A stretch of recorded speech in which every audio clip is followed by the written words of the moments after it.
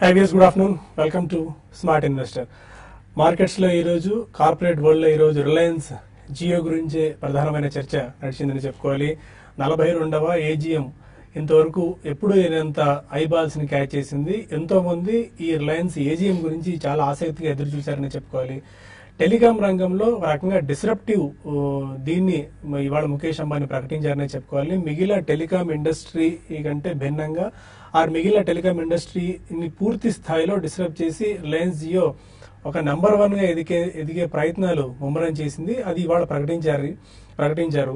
ప్రపంచంలో ఉన్న top 10 telecom companies లో రిలయన్స్ జియో ఒకటిగా నిలిపేందుకు రిలయన్స్ తీవ్ర స్థాయిలో కసరత్తు చేస్తుంది. అందుకు తగ్గట్టుగా ప్రణాళికలు కూడా పూర్తి స్థాయిలో రూపొందించిందనే చెప్పుకోవచ్చు. ఫస్ట్ టార్గెట్ గా కనీసం రిలయన్స్ జియోలో 10 కోట్ల మంది సబ్స్క్రైబర్స్ ఉండే విధంగా ప్రణాళికలు రూపొందించారు ముఖేష్ అంబానీ. అండ్ గతంలో ఎవరూ ధైర్యం చేయని విధంగా మనం చూసాం. ఆల్మోస్ట్ 12-13 ఇయర్స్ బ్యాక్ రిలయన్స్ ఎలాంటి సంచలనాన్ని తీసుకొచ్చింది టెలికాం ఇండస్ట్రీలో. 500 రూపాయలకి ఒక ఫోన్ ఇవ్వడము, ఆ తర్వాత వరుస ఫ్రీ కాల్స్ చేయడము, అనేక ఇది మనం చూసాం. రెవల్యూషనరీ ట్రెండ్ టెలికాం టెక్నాలజీలో. ఇప్పుడు కూడా సేమ్ అలాంటి రెవల్యూషనరీ మెజర్స్ ని ముఖేష్ అంబానీ కొద్దిసేపు క్రితం ప్రకటించారు. All voice calls free. ప్రపంచవ్యాప్తంగా ఇది డేటా కానీ వాయిస్ కాల్స్ కానీ మాత్రమే ఛార్జ్ చేస్తారు. మన దేశంలో మాత్రమే రెండింటికి సపరేట్ గా ఛార్జ్ చేస్తున్నాం. అందుకని మేము ఇక నుంచి వాయిస్ కాల్స్ కు మొత్తం ఫ్రీగా ఇవ్వబోతున్నాం అని ఒక సంచలనమైన ప్రకటన చేశారు. అది కూడా వాయిస్ కాల్స్ SMS ఫ్రీ. రాబోయే రోజుల్లో కూడా సెప్టెంబర్ 5న సాఫ్ట్ లాంచ్ చేయబోతున్నారు అండ్ డిసెంబర్ 31న కమర్షియల్ లాంచ్ చేయబోతున్నారు. డిసెంబర్ 31 వరకు రిలయన్స్ జియో సేవలన్నింటినీ కూడా సబ్స్క్రైబర్స్ అందరికీ ఉచితంగా అందించేందుకు రిలయన్స్ జియో బృందం ప్రణాళికలు రచిస్తోంది. అండ్ 1 GBకి 50 రూపీస్ డేటా కూడా వాళ్ళు అందించబోతున్నారు. 149 రూపీస్ నుంచి ప్లాన్ స్టార్ట్ అయ్యి 4,999 రూపాయల వరకు ప్లాన్ ఉంది. 149 రూపీస్ ప్లాన్ లో 300 MB డేటా ఇవ్వబోతున్నారు. ఇక నుంచి సపరేట్ గా వాయిస్ కి డేటాకి డిఫరెన్స్ ఏమి ఉండదు. ఎందుకంటే ఇది LTE టెక్నాలజీ కాబట్టి, వాయిస్ ఓవర్ LTE టెక్నాలజీ కాబట్టి వాయిసెస్ అన్ని కూడా మొబైల్ డేటా ద్వారానే వెళ్తాయి. కాబట్టి ఇది ఒక చాలా కీలకమైన నిర్ణయంగా చెప్పుకోవాలి. అయితే రిలయన్స్ మాత్రం షేర్ మాత్రం ఈ రిలయన్స్ జియో ఎఫెక్ట్ తో పెద్దగా కనెక్ట్ అయినట్టే మనకు అనిపించట్లేదు. ఇది కొద్దిగా నెగిటివ్ గానే రియాక్ట్ అయింది. ఇవాళ ఫ్లాట్ గానే క్లోజ్ అయింది, ఫ్లాట్ గానే ట్రేడ్ అవుతుంది. అండ్ ఇదే రిలయన్స్ జియో ప్రకటన తర్వాత Idea, Bharti Airtel, Reliance communication లాంటి షేర్స్ బాగా పతనం అవుతున్నాయి. ఐడియా ఆల్మోస్ట్ ఒక 8-9% వరకు క్రాక్ అయింది. భారతీ ఎయిర్టెల్ 7%. అండ్ వీళ్ళు హోమ్ నెట్వర్క్స్ లో కూడా కేబుల్ ద్వారా ప్రవేశించే యోచనలో ఉన్నారు. కాబట్టి Den networks, Hathway cable, RCom, dish TV లాంటి షేర్స్ కూడా 4-5% వరకు పతనమయ్యాయి. ఈ రిలయన్స్ జియో ట్రెండ్ ఇలా ఉంటే మార్కెట్స్ ఒకసారి చూస్తాం. మార్కెట్స్ ఇవాళ కాస్త కన్సాలిడేషన్ దిశగా ట్రేడ్ అవుతున్నాయని చెప్పుకోవాలి. నిన్న మొన్న భారీ లాభాల తర్వాత కొద్దిగా మీనింగ్ఫుల్ సైడ్ వేస్ లో ట్రేడ్ అవుతుంది. 64 పాయింట్స్ ప్లస్ లో 28,515 దగ్గర సెన్సెక్స్ ట్రేడ్ అవుతుంటే 17 పాయింట్స్ ప్లస్ తో 8,802 పాయింట్స్ దగ్గర నిఫ్టీ ట్రేడ్ అవుతుంది. 8,802 పాయింట్ల పైన, అంటే 8,800 లెవెల్ పైన నిఫ్టీ ట్రేడ్ అవడం ఒక రకంగా సెంటిమెంట్ ఇంకా కాస్త నిలిపి ఉంచిందని చెప్పుకోవచ్చు. ఇప్పటి వరకు బ్యాంకింగ్, ఆటో ప్రధానంగా మార్కెట్స్ సపోర్ట్ చేస్తుంటే క్యాపిటల్ గూడ్స్, ఐటీ, టెక్నాలజీ మాత్రం కాస్త వీక్ గా ట్రేడ్ అవుతూ వస్తుంది. ఇప్పటివరకు GAIL, Mahindra and Mahindra, ICICI bank, Tata Motors, Coal India top 5 gainers జాబితాలో నిలిస్తే Idea Cellular, Bharti, BPCL, Wipro, Aurobindo pharma కాస్త వీక్ గా నెగిటివ్ గా రియాక్ట్ అవుతున్నాయి. ఇప్పటివరకు మార్కెట్ ట్రెండ్ పై మనతో మాట్లాడడానికి అనలిస్ట్ సిద్ధంగా ఉన్నారు. Good afternoon all of you sir. ఇంతకుముందు చెప్పినట్టు కార్పొరేట్ వరల్డ్ అంతా రిలయన్స్ జియో గురించి మాట్లాడుతుంది. టెలికాం ఇండస్ట్రీలో తమకు డిస్రప్షన్ తీసుకురాబోతున్నామన్న ఒక వ్యాఖ్యను ముఖేష్ అంబానీ కొద్దిసేపు గుర్తం చేశారు. రాబోయే రోజుల్లో టెలికాం ఇండస్ట్రీ మీద రిలయన్స్ జియో ఇంపాక్ట్ ఎలా ఉండబోతుంది అండ్ గోయింగ్ ఫార్వర్డ్ ఇప్పుడు మనం డిస్కస్ చేసిన స్టాక్స్ అన్ని కూడా ఇక పరిస్థితి ఎలా ఉంటాయి అవన్నీ? Yeah, definitely it's going to be an intensely competitive industry అండి. ఎందుకంటే వరల్డ్ వైడ్ కూడా మనం చూసాం ఈ టెలికాం రంగం అనేది it's a capital intensive industry. So first of all Reliance వాళ్ళు లాస్ట్ మేబీ ఫ్యూ ఇయర్స్ లో they spend more than about 1,20,000 crores, 1,20,000 కోట్లు దీని మీద వాళ్ళు ఖర్చు పెట్టారు. సో ఇప్పుడు టారిఫ్ అయితే 1/10 ఆఫ్ ద ఎగ్జిస్టింగ్ రేట్స్ కి మేము వీఆర్ రోలింగ్ అవుట్ టారిఫ్స్ అని చెప్పారు. సో ప్రపంచవ్యాప్తంగా వాయిస్ ఇస్ ఆల్వేస్ ఫ్రీ అండి. So data is something which is going to get them money. So ఇదే కాకుండా ఆయన ఇతరత్ర మీడియాలో కూడా చాలా అక్విజిషన్స్ చేసి టుడే ఈ ఆల్సో ఓన్స్ ఎ సైజబుల్ మీడియా ఎంపైర్. సో దీని ఫాలోఅవుట్ అండ్ దీని రోల్అవుట్ అనేది ఎలా ఉంటుంది, వీళ్ళకి క్యాష్ ఫ్లోస్ ఎలా ఉంటాయి అండ్ ఇతరత్ర వాల్యూ యాడెడ్ సర్వీసెస్ ఈ టెలికాం నెట్వర్క్ ద్వారా, అంటే రిలయన్స్ జియో ద్వారా, it can be mobile, it can be television, it can be data services, ఎన్నో రకరకాల ఇవి వస్తాయండి. So disruption not only in terms of tariff, disruption in terms of technology. ఈ రెండు మనం పక్కకి పెడితే గోయింగ్ ఫార్వర్డ్ ఈవెన్ టెలివిజన్ కూడా సాటిలైట్ టీవీ కంటే కూడా IP based television, internet protocol based television. And మనం ఫస్ట్ యూట్యూబ్ లో లాంచ్ చేసామండి. And I think I should congratulate TV5 also. We're much ahead of times అని చెప్పొచ్చు. సో ఇటువంటివన్నీ కూడా రోల్ అవుట్ అవుతాయి. ఎందుకంటే ఇప్పుడు మనకు ఒక బొకే ఆఫ్ ఛానల్స్ వస్తుంది సాటిలైట్ టెలివిజన్ లో. మనం 100, 150, 250, 500, 700 అలా డిఫరెంట్ టారిఫ్స్ లో మనకు ఒక ప్యాకేజ్ ఆఫ్ ఛానల్స్ ఇస్తారు. సో మాక్సిమం మనం చూసేది ఒక 3 to 5 channels or 10 to 12 channels ఉంటాయి. సో అది ఇంటర్నెట్ ప్రోటోకాల్ ద్వారా కూడా ఇటువంటి హై స్పీడ్ నెట్వర్క్స్ రోల్అవుట్ అయినప్పుడు ఇవ్వడానికి సాధ్యపడతారు. సో ఈ కారణం మూలన first of all complete telecommunication industry will be intensely competitive. Intensely అంటే it's going to be dog eat dog అనే పరిస్థితి వచ్చేస్తుందండి. ప్రపంచవ్యాప్తంగా కూడా ఇది జరిగింది. చాలా పెద్ద కంపెనీలు మనకు తెలిసి AOL, ఫస్ట్ అమెరికా ఆన్లైన్, ఇటువంటి కంపెనీలు అన్ని కూడా AT&T, so bell was one of the biggest telecom companies. ఇప్పుడు అసలు ఆ పేరే లేకుండా పోయింది అమెరికాలో. సో స్ప్రింట్, 9X ఇవన్నీ కూడా అమెరికన్ టెలికాం కంపెనీస్. ఈ రోజు అసలు మనకి పేర్లు కూడా వినిపించలేదు. సో దాంట్లో వచ్చే మార్పులకి ఈ రిలయన్స్ జియో ఇంట్రడక్షన్ అనేది ఎలా, ఫస్ట్ ఆఫ్ ఆల్ మనీ పరంగా, రెవెన్యూ పరంగా, సెకండ్లీ డిఫరెంట్ టెక్నాలజికల్ యాంగిల్స్ లో ఎలా వీళ్ళు స్ప్రెడ్ అవుతారు అనేది చాలా కీన్ గా వెయిట్ చేసి చూడాలి. ఇమ్మీడియట్లీ మాత్రం I don't think it's going to be good for the telecom industry. ఎందుకంటే మళ్ళీ వాళ్ళు బ్యాండ్ విడ్త్ కి సూనర్ దెన్ లేటర్ 1 month లో బిడ్ చేయాలి మళ్ళీ. ఓకే, 700 MHz నుంచి 2100 MHz దాకా. And this is going to be one of the biggest options అని మళ్ళీ గవర్నమెంట్ ఆఫ్ ఇండియా అని చెప్తున్నారు. So nature of the industry understand చేసుకోవాలండి. It's a capital intensive industry. Continuously వాళ్ళకి they have hunger and appetite to raise more capital. Revenues ఎలాగుంటాయి we don't know. So దాని మూలాన కొద్దిగా ఆచితూచి ఎవరైనా కానీ టెలికాం రంగంలో ఓవరాల్ గా తీసుకోవాలి. రిలయన్స్ కి ఇప్పటిదాకా మనకి వీళ్ళు ఓన్లీ క్యాపిటల్ ఎక్స్పెండిచర్ చేశారు. ఇక నుంచి డిసెంబర్ నుంచి they will get some revenues, కాబట్టి probably it may have a slightly positive effect post December results. Okay Mazhar గారు, సుందర్ గారు, మీరు మార్కెట్ గురించి మనం తీసుకుందాము. ఈలోపు ఒకసారి టెలికాం సెక్టర్ లో ఇప్పుడు మనం చూసాం ఇవాళ మార్నింగ్ నుంచి Idea, Bharti Airtel, RCom, Hathway cable, Den networks, ఇలా టెలికాం అండ్ నెట్వర్క్ రిలేటెడ్ ఉన్న షేర్స్ అని కూడా బాగా పతనం అవుతున్నాయి. టెక్నికల్ లెవెల్స్ ఎలా ఉన్నాయి ఆ స్టాక్స్ లో? ఆ స్టాక్స్ లో జస్ట్ ఈ రోజు వచ్చిన డెవలప్మెంట్స్ కావండి. చాలా కాలం నుంచి ఏంటంటే ఈ ఎస్పెషల్ గా టెలికాం సెక్టర్, భారతీ గానీ, ఐడియా గానీ, లేకపోతే ఆర్కామ్ గానీ, మనం ఏ స్క్రిప్ట్ తీసుకున్నా సరే ప్యాటర్న్స్ చాలా బేరిష్ గా ఉన్నాయి. ఇది షార్ట్ టర్మ్ లో జరిగింది కాదు, చాలా కాలం నుంచి ఇది మోర్ దెన్ ఏ ఇయర్ ఇవన్నీ కూడా అండర్ పర్ఫార్మ్ చేస్తా ఉన్నాయని చెప్పేసి మనం అనుకోవచ్చు. ఆ అండర్ పర్ఫార్మెన్స్ ఇప్పుడు కాస్త కంటిన్యూ అవుతా ఉంది. దానికి తోడు ఇప్పుడు ఇటువంటి న్యూస్ రావడంతో ఏంటంటే ఇంకా బేరిష్ సెంటిమెంట్ ఫర్దర్ గా స్ట్రెంగ్థెన్ అయినట్టు కనిపిస్తా ఉంది. ఈ సెక్టర్ ని మనం ఏంటంటే మూకుమ్మడిగా అవాయిడ్ చేసుకోవటమే బెటర్. ప్రస్తుతానికి ఇన్వెస్ట్మెంట్స్ చేయకుండా అవాయిడ్ చేసుకొని ఏదో ఒక ప్రైస్ పాయింట్ దగ్గరకు వచ్చి స్టెబిలిటీతో పాటు కూడా టైం వైజ్ కరెక్షన్ రావాలండి.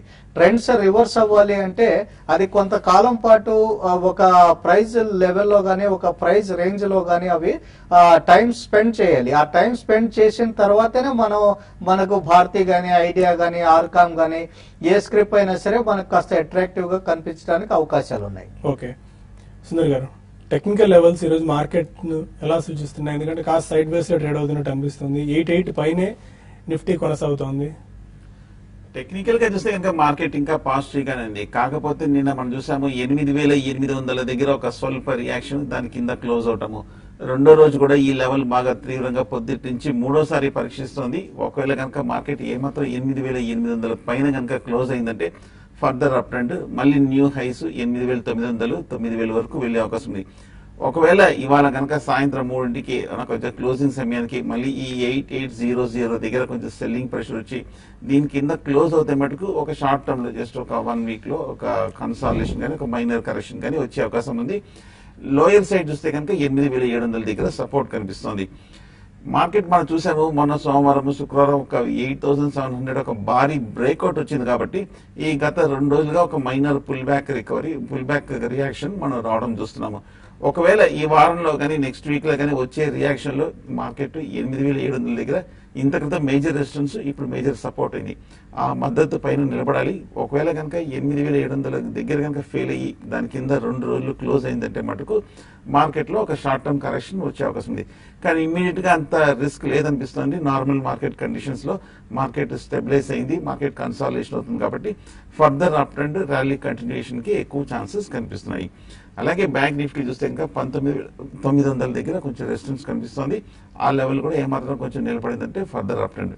అలాగే మనం లాస్ట్ 4-5 రోజులుగా చూస్తే కనుక ఈక్విటీస్ లో ఓ పక్క ఎఫ్ఐస్ కొంటున్నారు, ఓ పక్క డొమెస్టిక్ ఇన్స్టిట్యూషన్స్ కూడా ఇద్దరు కొంటున్నారు. కాబట్టి మార్కెట్ కొంచెం వాళ్ళలో కూడా ఒక రెన్యూడ్ బయింగ్ సపోర్ట్ ఇంట్రెస్ట్ కూడా వచ్చింది. కాబట్టి సో ఇమ్మీడియట్ గా మార్కెట్ లో పెద్ద ఏమి డౌన్ సైడ్ ప్రమాదం కనిపించట్లేదు అనిపిస్తుంది.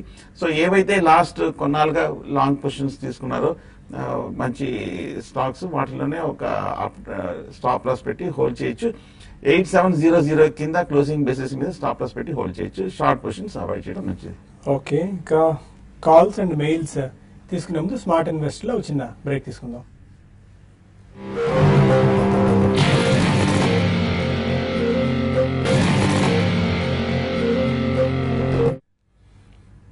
Welcome back to smart investor. కొంతమంది కాలర్స్ లైవ్ లో ఉన్నారు. ఫస్ట్ కాల్ హైదరాబాద్ నుంచి Krishna.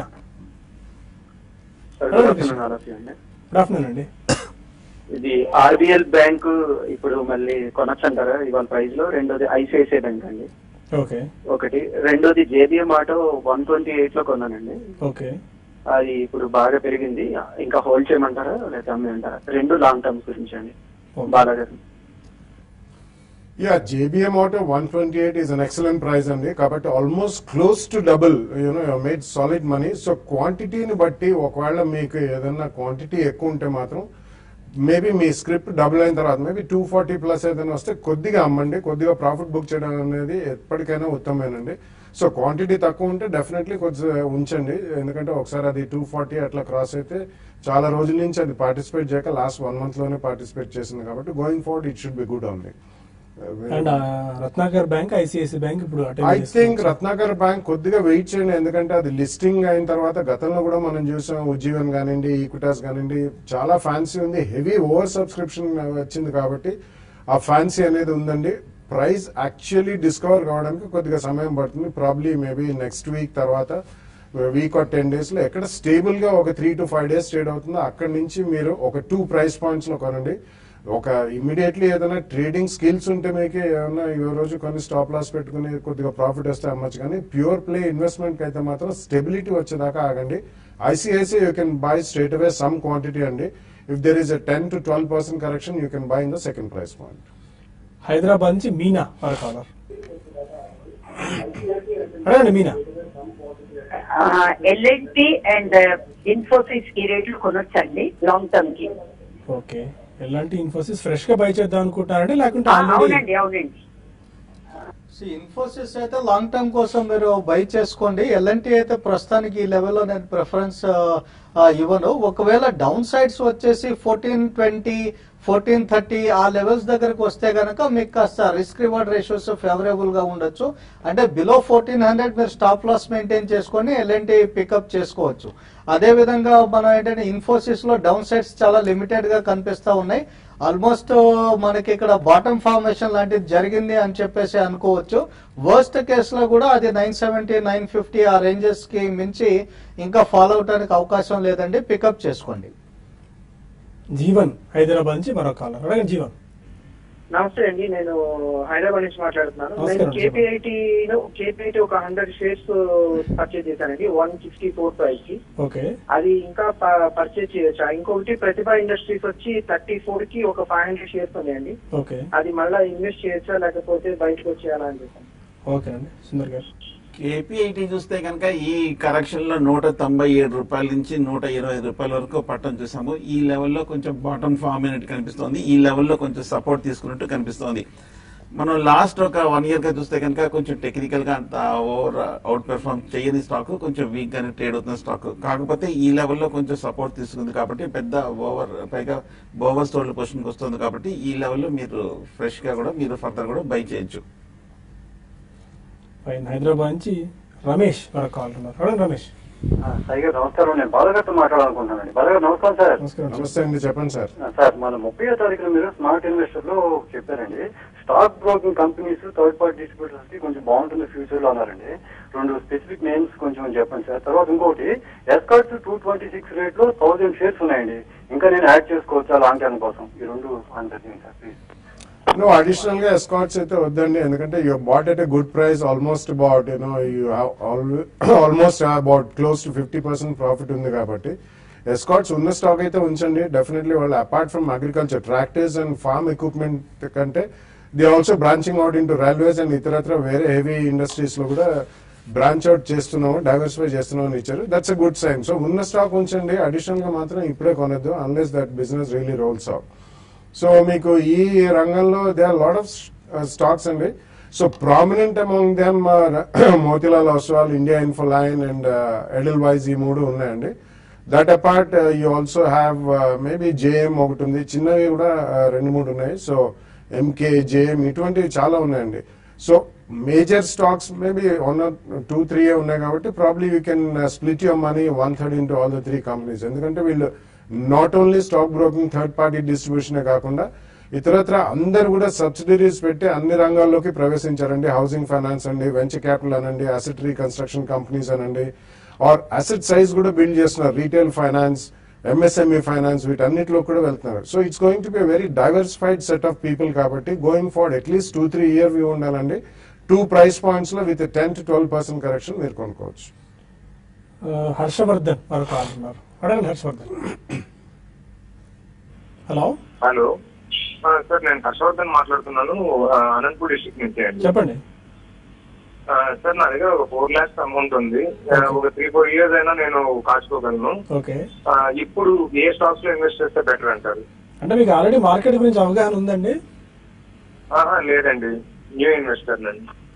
Fresh investor 4 lakhs invest చేద్దాం అనుకుంటారు for 3 to 4 years. I think మీకు అవగాహన అసలు లేదంటున్నారు కాబట్టి it's a good idea that you want invest in stock market అండి. So please go via mutual fund route. So 4 lakhs మీకు 3-4 years కూడా ఆగుతా అంటున్నారు కాబట్టి 5-star రేటెడ్ మ్యూచువల్ ఫండ్స్ ఉంటాయండి. అండ్ డెఫినెట్లీ మనకి వీక్లీ 1 రోజు 2 రోజుల్లో బాలరాజ్ గారు కూడా వస్తారు, మీరు ఆయన్ని ఫాలో అయితే బాగుంటుంది. But 5-star rated mutual funds, pure play equity mutual funds, vanilla mutual funds 5-star rated అని మీరు కొట్టినా దొరుకుతుంది. ఆయన కూడా డెఫినెట్లీ మీకు చెప్తుంటారు. వాటిలో మీరు ఈక్వల్ గా స్ప్లిట్ చేసి ఒక 4 lakhs మేబీ 3 or 4 ఫండ్స్ చూస్ చేసుకుని పెట్టండి.